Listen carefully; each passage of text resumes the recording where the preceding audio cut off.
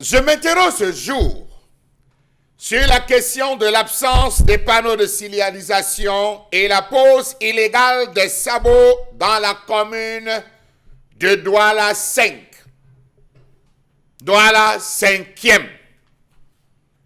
Comment comprendre qu'un arrondissement comme celui de Douala 5e, qui s'étend sur 210 km², faisant d'elle l'une des communes les plus vastes du département du Fourie, répartie dans 53 quartiers et villages, avec à la clé 2 chefferies supérieures de premier degré, compte le moins de matérialisation? Douala 5e. Est-elle véritablement, il faut le poser, une véritable et vraie commune qui travaille et œuvre dans le sens d'amener les citoyens à son bien? Question. La police municipale fait souffrir les usagers au sein de la commune d'arrondissement de Douala 5e. Est-elle véritablement une police ou alors une milice à la sorte d'un individu caché sous la bannière de la mairie de Douala 5? Question. Faites le tour de Douala 5e.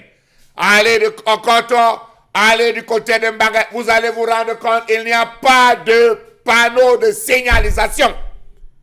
Monsieur le préfet, qu'est-ce qui peut expliquer? Mieux justifier l'existence d'une police municipale qui passe le clair de son temps à mettre les véhicules en fourrière. Dans un arrondissement où il n'existe pas de matérialisation, il n'existe pas une matérialisation du code de la route. Les rues de Douala 5e sont dépourvues de matérialisation, tant verticale qu'horizontale. L'arrondissement de Douala 5e ne possède pas en majorité d'indications relevant du code de la route. Matérialisation relevant ou interdisant de stationner sur la voie publique. Comment peut-on venir mettre les sabots sur le véhicule de quelqu'un sur la chaussée? Les sabots sur le véhicule de quelqu'un sur la chaussée, alors qu'il n'existe pas de matérialisation, encore moins de panneaux interdisant le stationnement à Douala 5. Où gâte-t-on à Douala 5? La chaussée ou les trottoirs sont occupés par les conteneurs. On gâte où? Où gâte-t-on entre le rond-point Maétu et Lauréat? Prenons cet axe. On gâte où là-bas? On stationne où? Qu'est-ce qui est matérialisé? Entre Bonamou Sadi et Coton, en passant par Ron-Paulin, on stationne où? Prenons le long boulevard jusqu'à la sous-préfecture. Il n'y a rien, il n'y a rien. Rien de ce côté. Il n'y a aucune indication de parking, aucune matérialisation. Route interdite, axe interdit, avenue, sens, rien, n'a rien.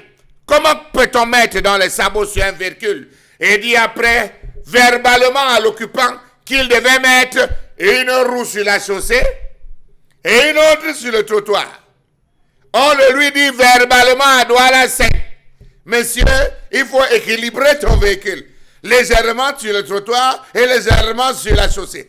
Entre-temps, sur le trottoir, où vont circuler les piétons? Question. Puis, comment comprendre que vous arrivez dans le même arrondissement, plus précisément dans la zone de Stadex, où il y a une banque, African First Bank pour la cité face à Stadex. Vous stationnez votre véhicule à l'intérieur de la station. On vous place le sabot. Vous stationnez à l'extérieur de la station. On vous place également le sabot. Lorsque vous vous plaignez, on vous présente quelque chose qui ressemble à un panneau encastré dans un caniveau. Comment comprendre cette façon de faire, monsieur le maire Fengwang? Est-ce que l'interdiction entre en vigueur avant le panneau? S'il vous plaît, regardez la vidéo de cette arnaque en ciel ouvert. Voilà le panneau encastré. Regardez le panneau. C'est couché. Regardez là où c'est couché. Où est-ce que ça regarde? Celui qui vient va voir comment. C'est le panneau de la mairie, ça. Et je ne vois rien même dessus. Ça existe dans le code de la route. Voilà un véhicule qui a sa... On vient. Il est là, garé. Regardez là, on vient mettre les sabots. On les sabote. Regardez la vidéo. Vous-même de l'arnaque. Regardez. Monsieur le préfet. Monsieur le gouverneur. Monsieur le sous-préfet de Douala 5e. Les voilà. Voilà les acteurs. Les voilà. Les voilà les acteurs. Regardez ce qu'ils font. L'autre est même malade. au lieu d'être hospitalisé à l'hôpital, il est dehors. Il cherche quoi dehors? Question. Un panneau encastré, retourné, penché, non réglementaire, placé dans le trou d'un caniveau. C'est une arnaque tout simplement. Est-ce que le préfet est au courant de cela? Est-ce que le maire Fengwa est au courant de cela? Il faut le préciser, cela pose véritablement des questions. Ces agents sont responsables civilement puisqu'ils arnaquent les usagers de la voie publique. Messieurs les agents, vos patrons vous placent en position d'illégalité passible d'une condamnation forte. J'interpelle ici le gouverneur, Yvan Dibois, monsieur le ministre des Transports, parce que cette affaire va déboucher sur une crise sociale sans précédent dans l'arrondissement de Douala 5e. Il faut le dire, les usagers sont fatigués de payer. Trop, c'est trop. Cette affaire de sabot avait commencé à Douala 1er.